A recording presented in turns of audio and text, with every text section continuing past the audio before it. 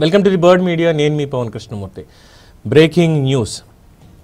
మాజీ మంత్రి కేటీఆర్ మీద సీఎం రమేష్ సంచలన వ్యాఖ్యలు. వివరాల్లోకి వెళ్తే ప్రస్తుతం కేటీఆర్ చేసినటువంటి వ్యాఖ్యలకి కౌంటర్గానే సీఎం రమేష్ ఈ వ్యాఖ్యానం చేసినట్టుగా మనకైతే తెలుస్తుంది. చాలా సంచలన విషయాలు అయితే చెప్పారు. మరి దీనికి కేటీఆర్ సమాధానం ఎలా ఉండబోతుంది అనేది అయితే తెలియదు. అసలు కేటీఆర్ ఏమన్నారనేది చూస్తే, ఫ్యూచర్ సిటీలో ఒక రోడ్ కాంట్రాక్ట్ని రిత్విక్ ప్రాజెక్ట్ సంస్థ దక్కించుకుంది. కాంపిటేటివ్ టెండర్లో దక్కించుకున్నారు. కానీ రేవంత్ రెడ్డి, సీఎం రమేష్ ఇద్దరికి లింక్ పెట్టి కేటీఆర్ చేసినటువంటి వ్యాఖ్యలు.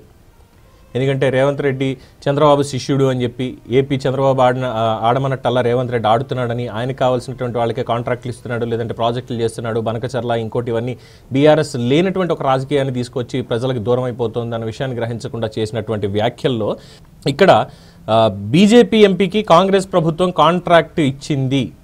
బీజేపీ ఎంపీకి ఇక్కడ ఉన్నటువంటి కాంగ్రెస్ ప్రభుత్వం కాంట్రాక్ట్ ఇచ్చేసింది. దాంతో ఏం జరుగుతుందో తెలుసుకోవాలంటే ఆరోపణలు మొదలుపెట్టేశారు అంటున్నారు. అసలు సీఎం రమేష్ రిత్విక్ ప్రాజెక్ట్స్ ఒకనొకప్పుడు ఆయనకి చెందినటువంటి సంస్థ అని అంటారు. దానికి నాకు ఇప్పుడు సంబంధం లేదు అని ఆయన చెప్పారు. సరే, అది పక్కన పెడితే ఒకప్పుడు ఆయనదే అయినప్పటికీ కూడా టెండర్లనే ఉంటాయి. టెండర్ లేకుండా ఎలాగా? గతంలో టెండర్ లేకుండా లేదంటే ఏకపక్షంగా జరిగినటువంటి కొన్ని బిడ్డింగ్లు, లేదంటే భూముల దారాదత్తాలు, వీటన్నిటిని మాట్లాడుకుంటే ఎలా ఉంటుందో మరి కేటీఆర్ గారు ఎందుకు ఆలోచించలేదంటూ నెటిజన్లు కూడా ప్రశ్నిస్తున్నారు. సో తర్వాత ఈ కాంట్రాక్ట్ ఇచ్చారు అని కంచగచ్చిబౌలి భూముల్ని తాకట్టు పెట్టడానికే సీఎం రమేష్ సహకరించారు, అందుకే ఆ కాంట్రాక్ట్ ఇచ్చారని చెప్పారు. ఈ ఒక బీజేపీ ఎంపీ సహకరించారని తాను గతంలో చెప్పానని ఇప్పుడు ఆ బీజేపీ ఎంపీ ఎవరో కాదు సీఎం రమేష్ అని బయటపడిందంటూ కేటీఆర్ వ్యాఖ్యానించారు. ఇక దీనికి సంబంధించి గతంలో సీఎం రమేష్ తన సామాజిక వర్గమే కదా సహకరిస్తారు అని కొన్ని అంశాల్లో కేటీఆర్ సాయం అడిగారని, కానీ గతంలో అధికారంలో ఉన్నప్పుడు కేటీఆర్ చూపించిన అహంకారం వల్ల సీఎం రమేష్ ఎలాంటి సహకారం అందించలేదన్న ప్రచారం అయితే జరుగుతోంది. అందుకే కేటీఆర్ కోపం వచ్చి ఇప్పుడు బురద చల్లేస్తున్నారన్న సెటైర్లు వేస్తున్నారు అంటూ అనేక ఆర్టికల్స్ కూడా నడుస్తున్నాయి. అయితే ఇక్కడ ఎలా మాట్లాడారు ఏంటి? ఇంకొకటి, ఈ బాండ్ల వ్యవహారం, గచ్చిబౌలికి సంబంధించి బాండ్ల వ్యవహారంలో అంటే సీఎం రమేష్ అప్పు ఇప్పించేటువంటి వ్యాపారం ఏమైనా చేస్తున్నారా, అటువంటిది ఏమైనా ఇన్ఫర్మేషన్ ఉందంటే లేదు. దీనికి సంబంధించి ఇక సీఎం రమేష్ ఇచ్చినటువంటి కౌంటర్, ఆయన మాట్లాడినటువంటి మాటలు చూస్తే చాలా సంచలనాలే ఇందులో బయట పెట్టడం జరిగింది. ఏం మాట్లాడారు అనేటువంటి వార్తలు చాలా క్లియర్గా ఆ ప్రశ్నలకు మరి కేటీఆర్ ఏం సమాధానం చెప్తారు. అయితే ముందుగా ప్రజలకి దీనికి సంబంధించి ఏం తెలుసు అనేటువంటిది ఇక్కడ ప్రధానంగా వస్తున్నటువంటి ఒక పాయింట్. ఒక మీడియా సమావేశాన్ని సీఎం రమేష్ ఏర్పాటు చేసి అనకాపల్లిలో యాజ్ అన్ ఎంపీ మొత్తం అంతా కూడా చెప్పారు. తెలంగాణలో రిత్విక్ కంపెనీకి 1660 కోట్ల రూపాయల కాంట్రాక్ట్ వర్క్లకు సంబంధించి నాపై ఆరోపణ చేయడం అనేది మూర్ఖత్వం. సరే, దీని మీద వివరాలు ఎలాగో బయటపెడతారు. ముఖ్యమంత్రి రేవంత్ రెడ్డితో కుమ్మక్కయ్యి నేను కాంట్రాక్ట్ పొందాను అన్నది అవాస్తవం. అసలు ఆ కంపెనీకి నాకు సంబంధం లేదు. సరే, దీని మీద కూడా రూఢి అవుతుంది, రేపు కంపెనీ ప్రతినిధులు మాట్లాడతారు. ఇక ఆంధ్రాలో జగన్మోహన్ రెడ్డికి చెల్లితో పోరు ఉన్నట్టే తెలంగాణలో నీకు కూడా చెల్లెలి పోరుతో మతి భ్రమించి మాట్లాడుతున్నావు. యాజ్ ఇట్ ఈస్ తెలంగాణలో ఎల్ఎన్టీ అండ్ రిత్విక్ కంపెనీలకి వర్క్ కాంట్రాక్టులు వచ్చి 3 నెలలు దాటింది. ప్రభుత్వం ఏదైనా కంపెనీలకి కాంట్రాక్ట్ ఇచ్చేటప్పుడు ఎటువంటి నియమ నిబంధనలు పాటిస్తారో 10 సంవత్సరాల మంత్రిగా పనిచేసినటువంటి నీకు తెలీదా కేటీఆర్ అని ప్రశ్నించారు. అలాగే 4 నెలల క్రితం ఢిల్లీలో నా ఇంటికి వచ్చిన నీవు ఏం మాట్లాడావో గుర్తుందా? ఇక్కడ అనుమానాలు. కేటీఆర్ సీఎం రమేష్ ఇంటికి వెళ్లాల్సినటువంటి అవసరం ఏంటి?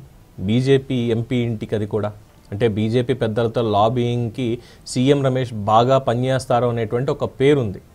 దాని ప్రకారమే ఇప్పుడున్నటువంటి ఇబ్బందులన్నింటి నుంచి బయటపడాలి. ఫోన్ ట్యాపింగ్ ఇష్యూ కావచ్చు, లేదంటే ల్యాండ్ ఇష్యూ కావచ్చు, మిగతా అన్ని ఇష్యూలు, అలాగే కవిత లిక్కర్ స్కామ్ ఇష్యూ, ఇలా ఎన్నో ఇష్యూలు, ఎన్నో స్కామ్లు, వీటికి సంబంధించి ప్రభుత్వం ముందుకెళ్తున్నటువంటి తీరు, వీటిలో అరెస్ట్ అయ్యేటువంటి అవకాశం ఉంది అన్నదాంతో వెళ్ళి బీజేపీ పెద్దలతో కలిసి మాట్లాడాలి అని సీఎం రమేష్ని కలిశారా? అందులోనూ ఒకే సామాజిక వర్గం అన్నటువంటి ఒక పాయింట్ తోటి.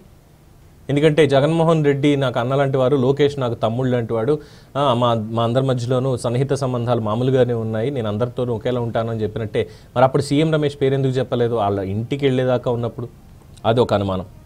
ఇక మీ ప్రభుత్వంలో చేసినటువంటి అవినీతి బయటికి రాకుండా కవితను వదిలేయడానికి ఏర్పాట్లు చేస్తే బీజేపీ పార్టీలో మీ పార్టీని కలపడానికి సిద్ధంగా ఉన్నాను అని చెప్పావు, అవునా కాదా? ఇప్పుడు కవితనైతే ఏం వదిలేదు, జస్ట్ బెయిల్ మీద బయటకు వచ్చారు అంతే.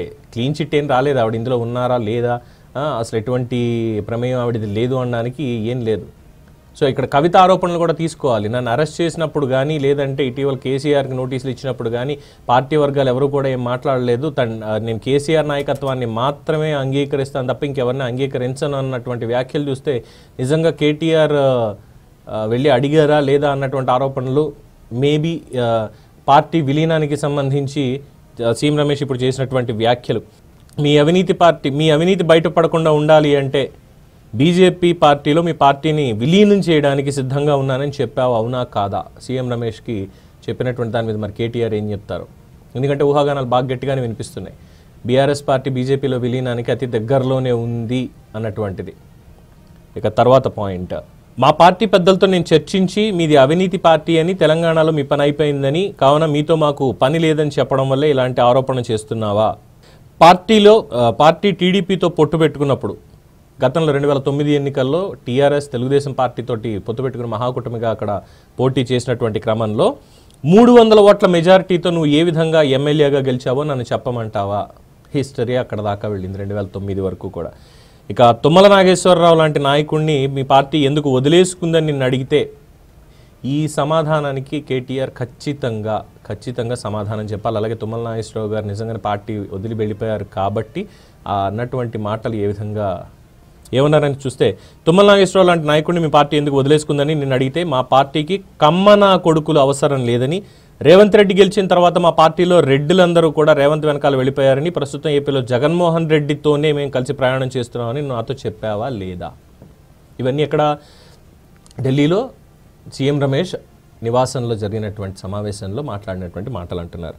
అలాగే వచ్చే రోజుల్లో తెలంగాణలో బీజేపీ టీడీపీ పొత్తుతో పని చేస్తాయని, అప్పుడు టీఆర్ఎస్కి పుట్టగతులు ఉండవని తెలిసే ఇటువంటి నిరాధార ఆరోపణలు చేస్తున్నావు. మీ పార్టీ 10 ఏళ్ల పాలనలో తెలంగాణలో సుమారు 7 లక్షల కాంట్రాక్ట్లు ఇచ్చారు. 7 లక్షల కాంట్రాక్ట్లు ఇచ్చారు. అవి ఎవరెవరికి ఇచ్చారో అందులో తెలంగాణ వాళ్ళు ఎంతమంది, ఆంధ్ర వాళ్ళు ఎంతమంది అన్న నా దగ్గర పూర్తి ఆధారాలు ఉన్నాయి. దమ్ముంటే రండి, మీరు చెప్పిన టైంకి వచ్చి మీడియా సమక్షంలో ఇవన్నీ చర్చిద్దాం. ఒళ్ళు దగ్గర పెట్టుకుని మాట్లాడకపోతే తీవ్ర పరిణామాలు ఉంటాయి. అనవసరంగా నన్ను గెలిగితే మీ గురించి ఇంకా నిజాలు చెప్పాల్సి వస్తుంది. నువ్వు ఏ టైంలో మా ఇంటికి వచ్చావో సీసీటీవీ ఫుటేజ్లో కూడా కంప్లీట్గా రికార్డ్ అయ్యి ఉంది. ఆ సీసీటీవీ ఫుటేజ్ మొత్తం అంతా ఇస్తాను. అలాగే నా ఇంటికి ఎవరెవరు వచ్చారో వాళ్ళ ఫుటేజ్ కూడా ఇస్తాను. అలాగే తన ఇంటికి రాలేదు అని, విలీనం మీద మాట్లాడలేదని కేటీఆర్ ఇష్టదైవం మీద ప్రమాణం చేయాలంటూ సవాల్. ఫ్యూచర్ సిటీలో కాంట్రాక్టులు సీఎం ఎవరికి కావాలంటే వాళ్ళకి ఇవ్వగలరా? 10 ఏళ్ళు సీఎం కేసీఆర్ అలాగే కాంట్రాక్టులు ఇచ్చాడా అంటూ ప్రశ్న. ఆంధ్ర కాంట్రాక్టర్లు అంటున్నారు, ఎవరికి ఎన్ని కాంట్రాక్టర్లు ఇచ్చాననేది లిస్ట్ ఉంది, చెప్పమంటావా? లెక్క తీద్దామని. అలాగే రేవంత్ రెడ్డి టీడీపీలో ఉన్నప్పటి నుంచే స్నేహితులు కేటీఆర్ కేసీఆర్ రాజకీయంగా ఎదిగాక అందరినీ మర్చిపోయారు. తామలా కాదు, రాజకీయం వేరు, స్నేహం వేరు. కేటీఆర్ 10 ఏళ్ల పాటు ఏం చేశారో మొత్తం తెలుసు అని చెప్పి సీఎం రమేష్ కౌంటర్. అలాగే అమెరికాకి, మాల్దీవులకి ఎలా వెళ్ళారు, ఎవరితో వెళ్ళారో మొత్తం తెలుసు. అవన్నీ కూడా ఈ ఎన్ఫోర్స్మెంట్ డైరెక్టరీకి, సిబిఐకి ఇస్తాం. మీ గురించి మీ చెల్లెలే చెప్పారు, మేం చెప్పేదేముంది అంటూ సీఎం రమేష్ ఇక కౌంటర్. అంటే ఇప్పుడు ఏమనుకోవాలి, ఇక్కడ విలీనం గురించి మాట్లాడాలా, లేదంటే షర్మిల లిక్కర్ స్కామ్ గురించి కేటీఆర్ వెళ్ళి చేసిన రాయవారం గురించి మాట్లాడాలా, లేదు 10 ఏళ్లలో ఇచ్చినటువంటి కాంట్రాక్టుల గురించి మాట్లాడాలా? ఇన్ని అనుమానాలంటే కేవలం ఒక్క ప్రాజెక్టుకి సంబంధించి నిరాధార ఆరోపణలు చేసేసి నిజానికి వాస్తవాలన్నీ కూడా ఈరోజు ఇలా బయట పెట్టుకున్నారనుకోవాలా? ఇలా ఉన్నాయి రాజకీయ విచిత్రాలు. సో ఇది ప్రస్తుతానికి ఉన్నటువంటి బ్రేకింగ్ అప్డేట్. మరిన్ని వివరాలు త్వరలోనే వస్తాయి, చూద్దాం ఏ టర్న్ తీసుకుంటుంది ఇదంతా కూడా. మరి బీఆర్ఎస్ విలీనమా లేదంటే మరో వివాదమా? దీని మీద మీ అభిప్రాయాన్ని కామెంట్స్ రూపంలో తెలియచేయండి. చూస్తూనే ఉండండి ది బర్డ్ మీడియా. ఈ వీడియో కనుక మీకు నచ్చినట్టయితే లైక్ చేయండి, షేర్ చేయండి, సబ్స్క్రైబ్ చేయండి. అలాగే పక్కనే ఉన్న బెల్ ఐకాన్ని క్లిక్ చేయండి.